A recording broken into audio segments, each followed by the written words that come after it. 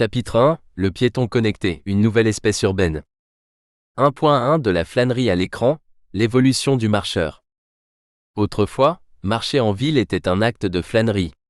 Le piéton arpentait les rues, attentif aux vitrines, aux visages, aux sons et aux odeurs. La marche était une expérience sensorielle et sociale. Lever les yeux, croiser un regard, sourire à un inconnu, observer les détails d'une façade, s'arrêter devant un musicien de rue. C'était un moment d'ouverture au monde. Aujourd'hui, cette posture a radicalement changé. Le marcheur moderne avance le regard rivé sur un petit rectangle lumineux. Ses pas sont mécaniques, presque inconscients, guidés par des automatismes plus que par l'attention. La flânerie, autrefois synonyme de liberté et de curiosité, s'est métamorphosée en un défilement d'écran où chaque notification impose sa cadence. Cette mutation s'observe partout, des trottoirs bondés de mégapoles aux petites ruelles de villages. L'acte de marcher n'est plus orienté vers l'extérieur, mais vers l'intérieur, absorbé par un monde numérique qui superpose une réalité parallèle à l'environnement immédiat. Le piéton devient un marcheur-écran, isolé dans une bulle digitale au cœur même de l'espace public. Cette évolution interroge notre rapport au temps et à l'espace. Là où la flânerie ouvrait un champ d'exploration et de découverte, l'écran enferme dans une routine répétitive. Lire un message, scroller, répondre, recommencer.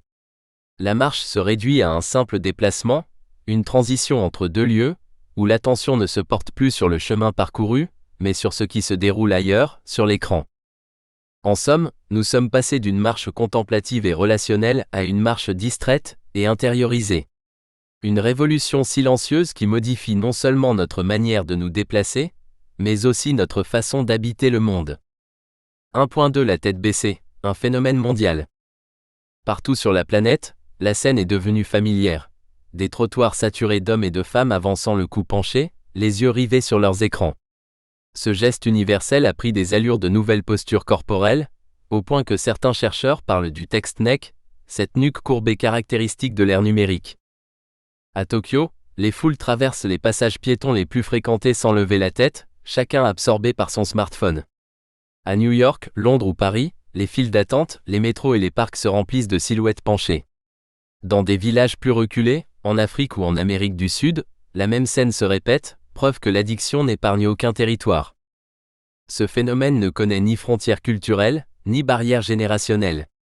Certes, les jeunes sont souvent pointés du doigt, mais les adultes et même les seniors adoptent progressivement cette posture. Le smartphone, devenu outil de communication, de travail, de loisirs et de socialisation, impose un rituel identique à tous, baisser la tête. Au-delà de l'image, ce geste est lourd de symboles.